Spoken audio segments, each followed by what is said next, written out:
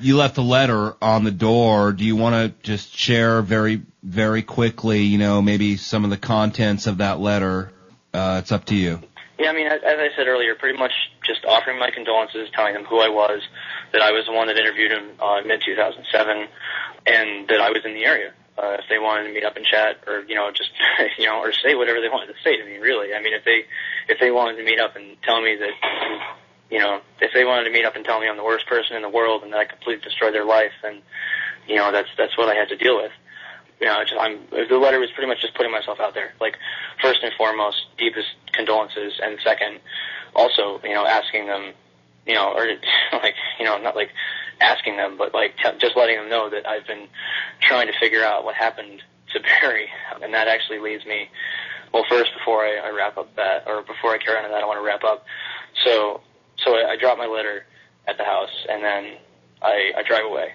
It was creepy. I mean, yeah, it was really creepy, man. It was such a weird feeling, like, to be at his house, and like it was kind of that feeling, like, you know, if only I could have done this earlier. Like, if only I could have had a car in New York and I could have commuted, because I didn't want to call them.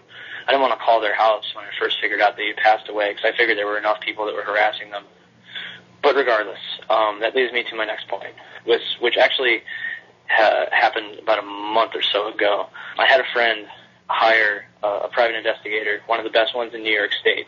Gave her, you know, Barry's name, age, his address, and we were like, we're simply trying to find information on what happened to this individual. There's nothing in the public record, and we're simply, you know, we know he was 53 when he died. We know the date that he died, but that's all we know. And I think it was no less than 24 hours later that my friend got a response back, and pretty much word for word, due to some of the information I have uncovered, I have determined that this is a job for the police. I have refunded your credit card. Please do not contact me ever again about this individual. Now, when a man passes away innocently in a hospital, I don't think that it's that big of a deal for a private investigator to disclose that kind of information.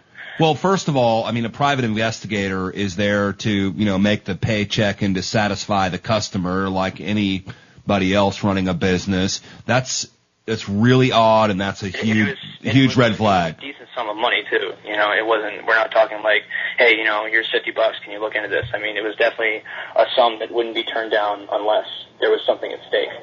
So that was very spooky to get that back from her. And the second private investigator that we heard back from, I haven't actually seen this email, but, you know, I saw the other one, so therefore I can take the information on the second one in confidence that, from what I gather, his death certificate apparently wasn't even filled out properly. And again, I don't know the full specifics.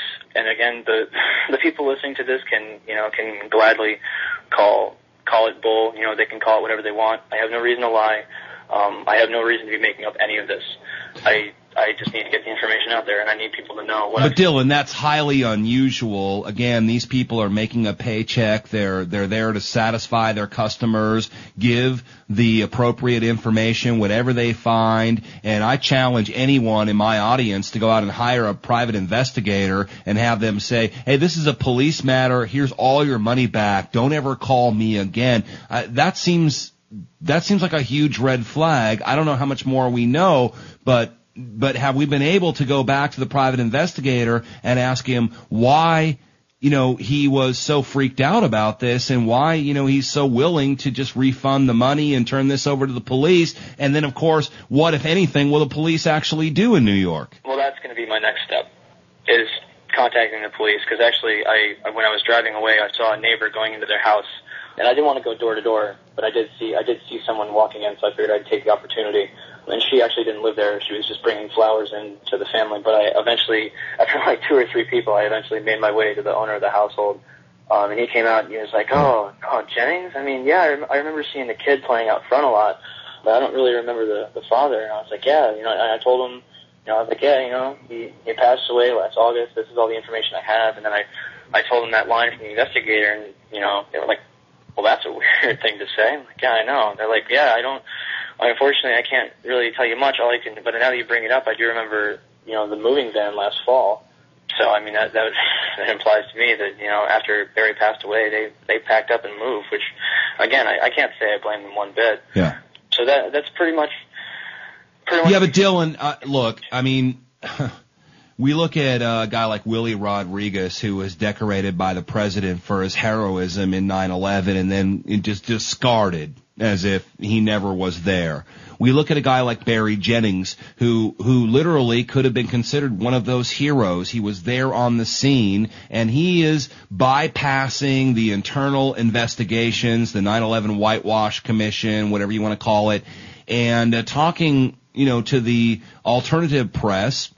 He gives us a view of that reality we have never seen before. He dies shortly thereafter. In fact, exactly when the BBC whitewash was put forward, literally dies just after that. His family moves out immediately. You put a private investigator on the case. He doesn't want to take your money, refers the matter to police, and says, "Don't ever call me again." I'm sorry, but if I'm looking at this from an objective point of view, I think something really stinks here.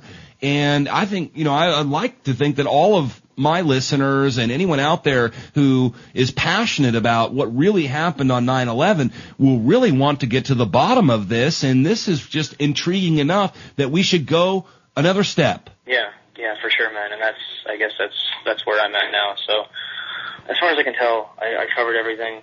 And I guess my main concern, in doing this is just kind of getting the information out there and, as weird as this might sound, just kind of, guaranteeing certain things, because it's just messed up, man. I mean, it's the best way to put it, Well, wouldn't it be easy to just forget about it? We got him on tape. He's a witness, and that's good enough, and whatever happened to him, like so many witnesses to the JFK assassination or 9/11 or anything that happens in history like this. And the fact that, you are committed to pursuing this and getting closure, not just for us, not just for you, not just for me, not just for everybody out there who needs the truth about 9/11, but for the family and everybody involved. And I think that what we're starting to hear now, and this is what a lot of people were looking for from you guys after, this Barry Jennings death happened, was what did happen? What do we know? And by you adding some of these facts here on the program today, I think, if nothing else, we need to work a little harder to find out what happened to Barry Jennings. Dylan, if it was me, I would want people to go to the ends of the earth to make sure that the truth came out about what happened and how I died. Yeah, likewise. And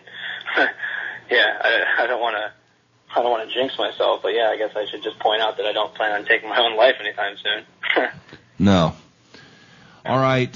Hey, listen, man, I really appreciate you being on the show today. I want you to keep us in the loop. I know a lot of people are really interested in this. I happen to believe this is a major piece of the puzzle. We've got, several pieces. This is one of them. And the fact, and I've always believed this, when somebody expires, when somebody disappears, when somebody is suicided, or whatever it is, that makes me all the more curious and all the more passionate to get to the bottom of what is actually happening. So I hope what we've done today is give people just a little bit more information. I know we're not going to have closure on this right now, man, but ultimately we know that something here stinks enough.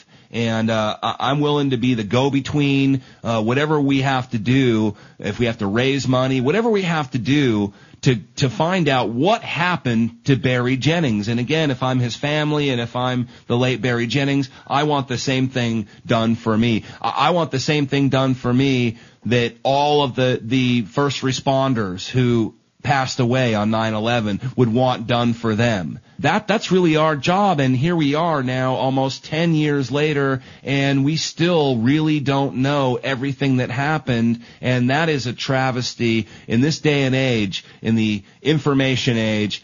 I don't think there's any doubt that we're eventually going to find the truth. Yeah, I can only hope so, man. And I think that 2009 could potentially be a very good year for 9/11 truth.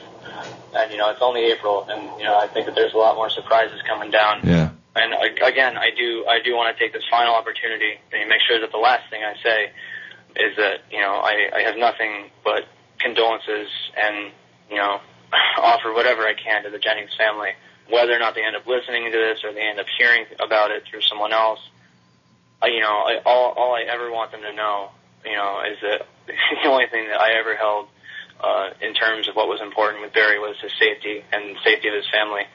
And I tried my damnedest to try and preserve that.